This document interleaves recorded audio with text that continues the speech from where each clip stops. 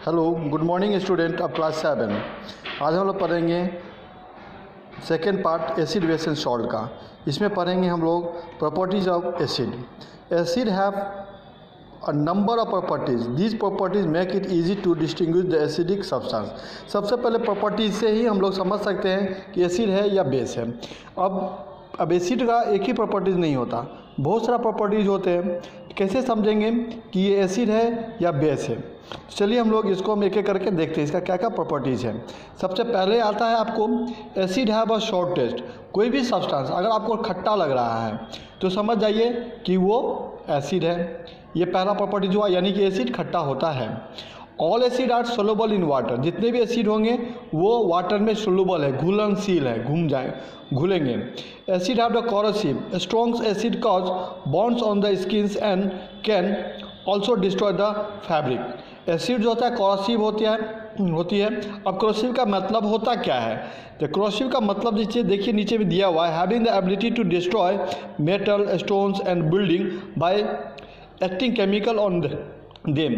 जैसे कि ये एक प्रकार का रिएक्शन है, ठीक है। वो रिएक्शंस क्या होते हैं, इसके साथ रिएक्ट करने पे जो भी मेटल का जो ताकत है वो ख़त्म हो जाता है। जैसे कि जंग लगना, ठीक है, वो हो जाएगा। या फिर कोई मार्बल है उस पर गिरने के कारण क्या होता है कि वो ख़राब हो जाता है। जैसे कि आज का हम एग्जांपल में दे रहे हैं कि जैसे ताजमहल के बगल में जितने भी फैक्ट्रीज सब थे वो क्या हो गया, उसको हटा दिया गया, इसलिए कि ताजमहल का कलर ख़राब हो रहा था। इससे क्या होता था, जो मतलब जितनी फैक्ट्री से जो गैसेस सब्सटेंस निकलता था वो जैसे कि सल्फ़र जल के निकला तो वो क्या वाटर के साथ मिल करके ऑक्सीजन से मिलकर सल्फ़र डाइऑक्साइड, सल्फ्यूरिक एसिड बन जाता वाटर के साथ मिल करके। तो इससे क्या होता है कि वो फिर बारिश के रूप में आता था तो हो जाता था, जिसको हम लोग बोलते थे एसिडिक रेन। इस रीज़न से क्या होता था, जो ताजमहल का जो कलर था वो ख़राब होता जा रहा था। इस तरह से हम लोग कॉरोसिव बोल सकते हैं। The acid react with the base to form the salt and water. और एसिड जब बेस से रिएक्ट करता है तो उसको तो क्या क्या बनता है, सॉल्ट और वाटर। और बेस के साथ एसिड को हम रिएक्ट करवाएंगे तो क्या होगा, जैसे आप एग्जाम्पल ले सकते हैं कि अगर हम कोई भी सोडा होता है उसमें अगर हम नींबू डालेंगे तो वो क्या बनेगा, सॉल्ट और वाटर, ठीक है। क्योंकि सोडा जो होता है वो बेस होता है और नींबू होता है एसिड। अब बात है acid react with the metal to form the hydrogen and salt. और अगर हम मेटल के साथ एसिड को रिएक्ट करवाएंगे तो बनेगा हाइड्रोजन और सॉल्ट। क्या क्या बनेगा, हाइड्रोजन एंड सॉल्ट, ठीक।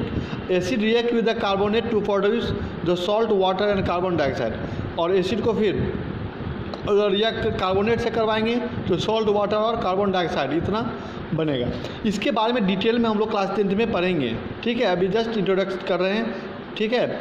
ऑल डाइल्यूट एसिड, डाइल्यूट का मतलब होता है जो पानी में घुलनशील, ऑल मिला हुआ। All dilute acid conduct electricity. जितने भी डाइल्यूट एसिड है यानी कि पानी में मिला हुआ एसिड रहेगा तो उससे इलेक्ट्रिसिटी पास करवाएंगे तो इलेक्ट्रिसिटी पास होगा। याद रखना बच्चों, प्योर वाटर में इलेक्ट्रिसिटी पास नहीं होती है। क्या वाटर में? प्योर वाटर में इलेक्ट्रिसिटी पास नहीं होती है। अगर डाइल्यूट एसिड रहेगा तो वो पास कर जाएगी। एसिड चेंजेस द लिटमस, ठीक है। अगर रेड लिटमस पेपर में एसिड डालेंगे तो ब्लू लिटमस पेपर बन जाएगा।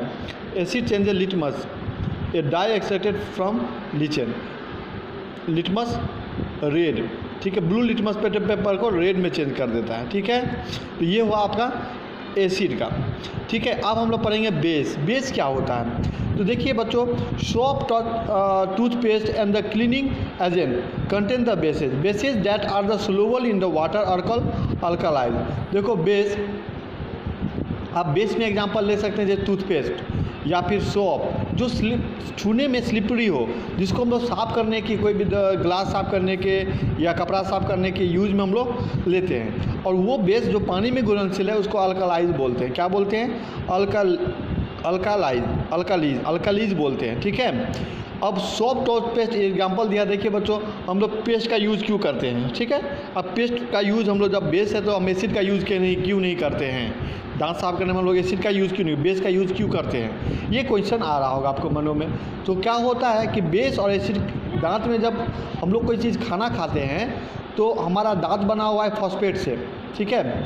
तो वो क्या होता है, जो हम लोग जब खाना खाते हैं कुछ टुकड़ा छूट जाने के बाद बैक्टीरिया क्या करता है, एसिड रिलीज करता है, जिससे कोरेसिव, मैंने शुरू में बताया था कि एसिड कोरेसिव होता है। वो क्या होता है कि वो फॉस्फेट के साथ रिएक्ट करके वो वहाँ पे कैविटी बनाना शुरू कर देता है, ठीक है, जिससे हमारा जो इनेमल है, जो सबसे स्ट्रॉन्गेस्ट पार्ट्स कहलाता है, वो इनेमल होता है, जो दांत का ऊपर का वाइट वाला जो पार्ट होता है, ठीक है, उसको ख़राब करना शुरू कर देता है। अगर आप दांत को रोज़ सुबह शाम अगर नहीं धोते हैं तो क्या होता है, धीरे धीरे उसका पीएच स्केल पे मान बढ़ता चल जाता है, घटता हुआ जाता है। पीएच स्केल पे मान जितना घटेगा उतना स्ट्रॉन्ग एसिड होता है बेटा, ठीक है। तो वो घटेगा तो क्या होगा, धीरे धीरे वो इनेमल को ख़त्म करता जाएगा और एक समय ऐसा आएगा जो आपका पल्प के साथ उसका टच होगा और बाद में दर्द करना स्टार्ट कर देता है। तो बेस क्या करता है, एसिडिक को नॉर्मलाइज करता है, जिसको न्यूट्रलाइजेशन रिएक्शन भी बोलता है। एसिड बेस को हम लोग न्यूट्रलाइजेशन रिएक्शन भी बोलते हैं। तो क्या करता है, एसिड को न्यूट्रलाइज कर देता है। तो बेस से हम लोग सुबह हम पेस्ट यूज इसलिए करते हैं कि जो भी कीड़ा दांत में अगर एसिड छोड़ता है तो अगर हम रोज़ सुबह शाम धोते हैं तो वो क्या होता है कि वो मतलब वो न्यूट्रलाइज करके उसका ख़त्म कर देता है एसिड को। इस तरह से हमारा दांत सेफ रहता है। तो ये दोनों में डिफरेंसेस होते हैं और ये एसिड इसलिए साफ़ नहीं करते तो और ही ज़्यादा दांत खराब हो जाएगा, ठीक है। अब आ जाते हैं जो like acid basis can be either strong और वीक। एसिड की तरह बेस भी स्ट्रॉन्ग और वीक होता है। जैसे एसिड में हमने बताया था सल्फ्यूरिक एसिड बहुत स्ट्रॉन्ग होता है, हाइड्रोक्लोरिक एसिड बहुत स्ट्रॉन्ग होता है। तो ये सब फॉर्मिक एसिड, ये सब जो भी नेचुरल एसिड होता है बहुत वीक होता है। उसी टाइप से बेस में भी। तो हम कैसे समझेंगे कौन सा बेस स्ट्रॉन्ग है और कौन सा बेस वीक है। तो अगर हम पानी में इसको डालेंगे बेस को, जो OH आयन्स ज़्यादा रिलीज़ करेगा वो स्ट्रॉन्ग बेस कहलाएगा, जो कम रिलीज़ करेगा वो कौन सा बेस कहलाएगा, वीक बेस कहलाएगा।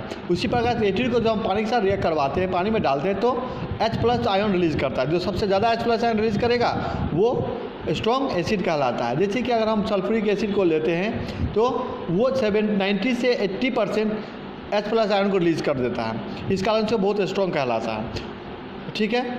अब आ जाते हैं weak bases are very mild.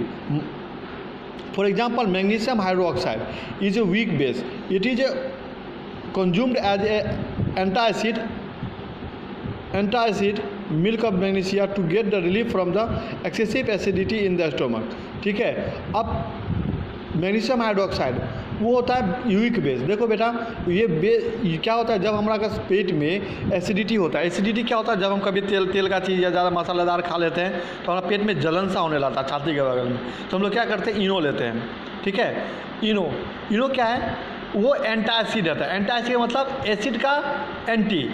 तो क्या करता है, वो लेते हैं तो क्या होता है, वो रिएक्शन जो होते रहता है, एसिडिटी जो होता है वो उसको नॉर्मलाइज कर देता है, जिससे हमारा जलन कम हो जाता है। तो ये एंटासिड का भी बोल सकते हैं, जो जैसे कि मैग्नीशियम हाइड्रोक्साइड को, ठीक है। अब आता है प्रॉपर्टीज़ ऑफ बेस। अब इसका भी हम प्रॉपर्टीज़ को समझेंगे, ठीक है।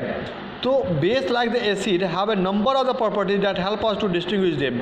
और हमको ये छांटने के लिए समझने के लिए कि कौन बेस है और कौन एसिड है, इसके लिए हम लोग को बहुत सारा प्रॉपर्टीज़ है, ठीक है बच्चों। तो ये सब प्रॉपर्टीज़ को हम एक एक करके देखते हैं। Bases are bitter to taste, इसको करवा लगेगा टेस्ट में, वो खट्टा लग रहा था। देखो बेटा एसिड या बेस हम लोग टेस्ट करके हर एक चीज़ को नहीं देख सकते, इसके बारे में हम बताएंगे कि कैसे हम समझेंगे। कुछ ऐसे एसिड है जो बहुत ही खतरनाक रहता है, आपका स्किन को जला सकता है, ठीक है। तो हर एक एसिड को आप टेस्ट नहीं करके बता सकते, लेकिन हम लोग कुछ ऐसा एसिड होते हैं जो खतरनाक नहीं होता, जैसे नींबू लेते हैं तो वो सब एसिड ही है, लेकिन वो खट्टा होता है। तो आदमी या साइंटिस्ट पता लगाया कि एसिड जो होता है वो खट्टा होता है और बेस जो होता है वो कड़वा होता है, ठीक है, बीटर।